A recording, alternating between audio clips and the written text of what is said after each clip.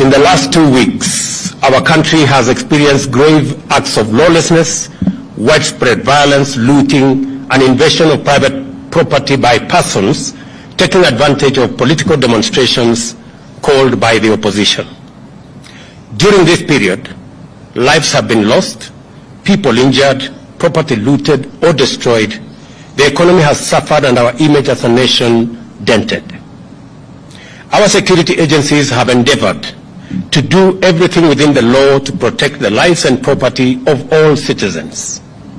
Nevertheless, the violence, chaos, and disorder continues to distract our national focus of economic transformation. 3 Kenyans, among them a police officer, have lost their lives in the protest. More than 400 Kenyans, including at least 60 security officers, have been injured.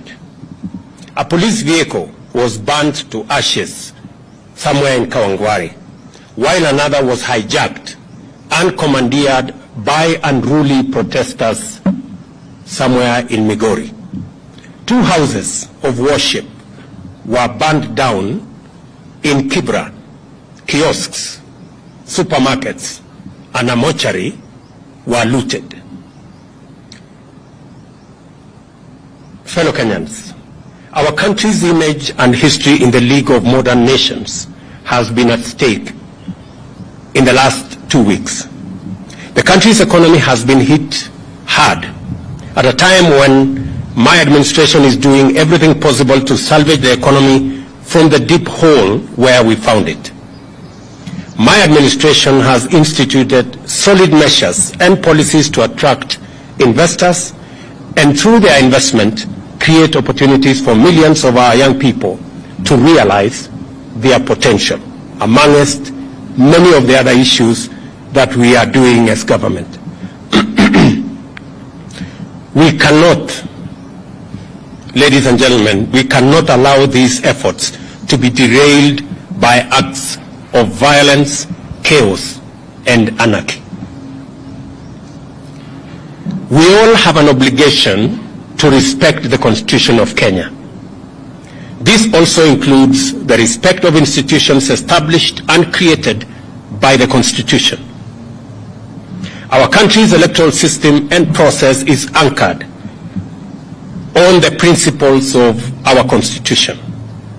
The Independent Electoral and Boundaries Commission conducted a free, fair, and transparent general election on the 9th of August 2022, a poll that was observed by different organizations, both local and international.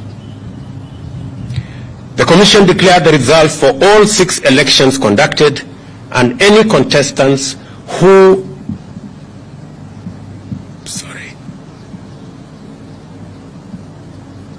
were aggrieved by the outcome had an opportunity to present their grievances to the country's judicial system for arbitration. The Supreme Court of Kenya had and determined with finality the 2022 presidential election dispute and ruled on the petitions that were filed by the aggrieved contestants and their supporters. Nevertheless, I have carefully listened to the issues raised by my friend, the Honorable Raila Odinga. In times like this, it is not about who is right or who is wrong. Like Winston Churchill said, I dare say, and I quote, "Courage is what it takes to stand up and speak, but it is also what it takes to sit down and listen." I have always been ready to engage Kenyans of all walks of life, including elected and appointed leaders from across the political divide and the religious fraternity, on how to make our country better and prosperous. And in the last 6 months, I have talked to many religious leaders. I have talked to many elected leaders from across the political divide. My door still remains open for honest, objective, and sincere deliberations based on the rule of law and the Constitution. On the reconstitution of the future Electoral Commission, the selection panel that currently is in office is a creation of the law that was passed by the two chambers of parliament in response to a court decision. The court clearly stated that one institution, and in this case, Parliament, cannot dominate the process of establishing an electoral commission at the expense of other institutions that have a role to play in the country's electoral process. However, considering the matters raised by our friends in the opposition, I suggest a bipartisan engagement in Parliament on the reconstitution of the IEBC panel within the parameters of the law and the Constitution. In any case, as a Democrat and guided by the Constitution, I, on the 9th of December 2022, sent a memorandum to the Speakers of the National Assembly and Senate requesting the purposive intervention on implementation of the 2/3 gender rule, entrenchment in the Constitution of the Constituency Development Fund, Senate oversight and national gender affirmative action funds, establishment of the position of the Leader of Opposition, and the improvement of parliamentary oversight of the executive. And for the record, Parliament has already approved the parliamentary oversight of the executive, and shortly, cabinet secretaries will be appearing before the House to answer questions. The other items are still in Parliament.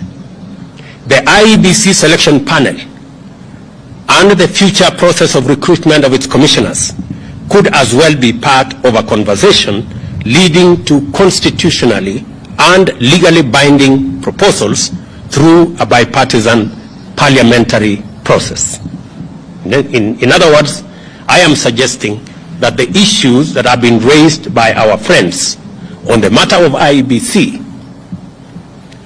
my suggestion is that this matter can be handled in Parliament by a bipartisan parliamentary process so that we can agree on what it is they have an issue with, and we can adjust as is agreed and as necessary. And therefore, in these circumstances, and in view of the recent events that led to loss of life and destruction of property in the demonstrations that have occasioned in our country for the last 2 weeks, I urge my brother Raila Odinga and the opposition to call off the demonstrations and to give this bipartisan approach a chance for us to take the country forward. Meanwhile, I call on all Kenyans to remain peaceful and law-abiding, and I assure them that the government of Kenya will continue with its sacred duty of protecting their lives and their property, including their businesses. Thank you very much.